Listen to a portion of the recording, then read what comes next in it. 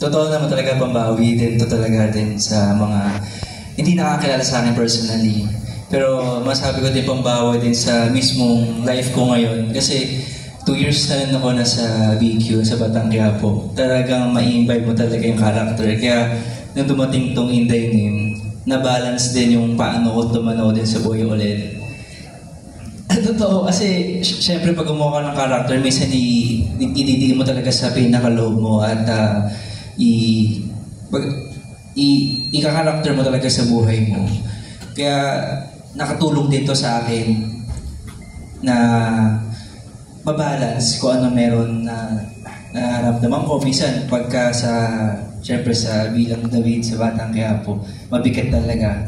Ito, ibang bigat to, about faith, about God naman to. Kaya ang sarap sa feeling na merong ganitong project for me. Yeah. Actually, interesado kami malaman, nahirapan ka doon sa transition. Kasi you're doing Batang Quiapo at the same time na ginagawa mo to, di ba? Ng Inday Name, nahirapan ka sa dalawa. Yes po. Mentally, lahat, physically, kahit nga spiritually din po, sa totoo lang, ang hirap. Kasi ibang tao, the same time, totoong tao si Father Rowe. At napaka-importante na hindi magkamali sa mga bagay-bagay, hindi lang sa eksena, kung paano natin gumalaw. Kaya mabuting inaral talaga namin, sa tulong din tulong ng Great Sir sila, si Sir Cesar na nabigyan ako ng pagkakataon, tsaka ni Direk Romel, na mapagandaan to. Pumunta pa kami dito mismo, nagkaroon ako ng parang tinuruan ako paano mag-visa, paano maging isang Father Roel, paano isang maging misyonaryo na pare. Na isa sa pinaka-natanda ko na bababa ka sa pinaka pagkatao mo. Kasi kami, as an actor, syempre, tuwatay ko yung support na artista kami, na feel namin, kilala kami na lahat. Kaya nga po pinag-walis ako doon sa ginagawa sa akin. Parang feel ko na sa baba ka, wala ka dapat ikayabang i-pride. Yun yung mga ganung bagay nakatulong sa akin sa pelikula kasi bilang pare, alam natin ang pagiging pare napaka-solemn. And hindi siya basta-bastang nakakagawian ko. Kaya mahirap po talaga. Yeah. Pero yun, excited na kami for March 5 kasi sa trailer pa lang kita-kita namin na very Father Roel ka and hindi si David, no? Nag-ake yung role mo as the rebel group leader. First of all, gusto kong syempre magpasalamat kay Direk Cesar, kay Direk Rocket for this wonderful opportunity. It's not all the time naman kasi na I get to play these kinds of roles, di ba? Syempre nasa mainstream ako. For the longest time, I've been doing yung mga series sa TV. And tama ka, Tito Jun, hindi ako nakakakuha talaga ng mga kontrabida roles. So this time, it's a very, very nice opportunity for me to play yung ganito klaseng role. It can add up dun sa resume ko sa aking career na alam mo yun, once nakagawa ko ng ganitong character. Yes, mahirap. Yes, it was challenging. Pero in-embrace ko yun fully. And knowing naman na, alam mo yun, kasi as an actor naman, nararamdaman namin once na nabasa namin yung script, if kukunin namin to, tatanggapin namin tong ganitong klaseng character. And nung unang pinresent pa lang naman sa akin, hindi ako nagdalawang isip talaga. I really wanted to do the role. And ako pa mismo yung nag-follow up sa kanila na ano na ng status nito. Kasi gusto ko talaga siya gawin. And on top of that, yun nga, gusto kong makatrabaho rin si Makoy tsaka si Kuya Mon. And first time ko makatrabaho si Direk Cesar and si Direk Rocket. And masarap talaga makatrabaho yung mga first time kasi nakakadagdag ng ng excitement and ng bagong flavor sa pagganap naman ng character. Yeah. Pero syempre, we'd like to congratulate you, no? Kasi isa ka sa mga fine actors na hindi takot tumanggap ng kontrabida role. Yeah. So, congratulations sa inyong lahat kasi limited to 2 questions. Gusto ko saan tanongin yung iba. Baka magtampo sila pero baka putulan ako ng mic. Thank you very much, Sir June Lalin from Abatan. So we will now be in... Sana, sorry po, di po naman. Sorry po. Thank you. Hi, and for acquire any cast member, pero syempre ikaw yung si Father Gallardo. Has this film, working on this film, the story, getting to know the story, I'm sure, has it in any way influenced or changed how you see your faith or your relationship with, God?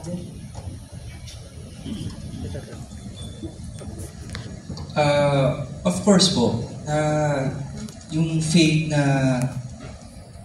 bago ko gawin yung pelikulang ito, mas lumawa.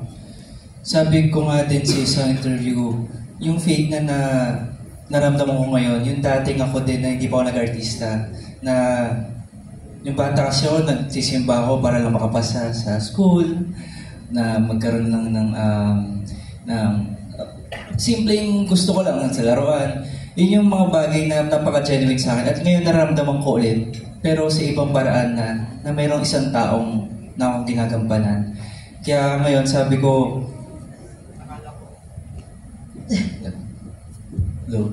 nakala ko sobrang faithful ko na pala sa person. Pero nung naranasan ko at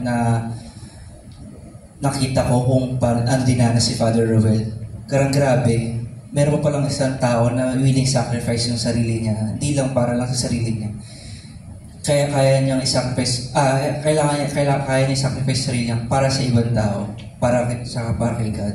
Yun lang, mas tumibay, mas lumawa, at mas natutunan kung paano maging isang Katoliko para sa akin. Thank you. Anyone want to add? Any more from the cast? Has this film changed your belief or influenced your belief in any way? Let's go with... Okay, Ma'am Aya. Miss Aya, has this film changed your belief in any way? Yes. What's your name again, sir? Anna. Anna, thank you for that question. Actually, while doing this film, gusto ko yung ninominate talaga ako. Pinag-uusapan namin yun while filming this project. It was a spiritual battle, portraying this role. Kasi kung aalalahanin natin, totoong nangyari ito, hindi lang siya fiction. It was a spiritual battle because kung iisipin mo, how can a good God allow these things to happen? How can a good God allow injustices to happen? Pero nung sinun namin yung huling eksena, ay baka ma-spoil. Pero napakita namang may... Are you guys ready for this? When we shot the last scene, nasagot ng Panginoon yung tanong ko. Kasi mga ilang buwan din namin ito shoot eh. Alam to ni Direct Rocket din na pati yung Aya, kino-question na tuloy yung Panginoon. Lalo na nakilala ko rin yung ginagampanan kong role. Pero ang sagot doon talagang, I don't know kung naniniwala kayo, but it's really salvation. It's the hope that only God can give. Hindi man sa lifetime na ito, pwedeng sa kabila, pero sino ba ako para i-question yun? At ramdam na ramdam ko yun nung huling eksena namin na naligtas kami. Kaya hindi man natin siya masasagot, but we'll find it in our heart through faith. Because definitely, we follow God through, not by sight, but by faith. Thank you. Thank you. Thank you so much. Thank you. Thank you for that question, Anna. And it really have ignited our, faith and conversation when it comes to faith. So thank you for that perspective. Afternoon, kay Direk, paano nagsimula ang konsepto nito since ang mga pelikulang ginagawa mo sa Marawi, tapos kay Mayor, tapos ngayon eto, paano pa nagsimula yung konsepto na tungkol naman sa pareng gagawin ko? Your question about why I always do true-to-life films is because I was once a journalist and still a journalist up to now. I was once a reporter of ABS-CBN who was kidnapped by the Abu Sayyaf in the mountains of Hulu during the time of Charles Walton, an American linguist. Ni-release, kasabay ng release ni Charles Walton, ni-release din ako. And having been assigned in the different coverages during my stint as an ABS-CBN reporter, as news manager, as Mindanao News Bureau Chief, I see the beauty of life, the challenges that lahat ng mga victims ng mga kidnappings, military and Abu Sayyaf encounters, paano sila nabuhay, nagpatuloy sa pamamagitan ng tulong ng kahit na sinong gustong tumulong para lang mabuhay. I'm a witness of all these things, atrocities in Mindanao, being a Mindanaoan. That's the reason why all my stories that came out are based on these situations. Nakikita ko kasi doon yung pagiging isang nabigyan ng misyon ng Panginoon. In this life, we all have our missions. And I just don't know why, kahit napakamahal ng pelikulang ito, talagang may nagtutulak sa akin, tapusin mo to, gawin mo to. Kunin mo itong mga cast na ito that can help you, and Direk Romel and my staff at Great Sergeant Father, Ama, everybody. Hindi ko alam kung saan ako kumuha ng hugot, but there's somebody really pushing me, tapusin mo ito, tapusin mo ito. So, it's a mission for me. And I'm happy to be part of soon maging saint na si Father Ruel.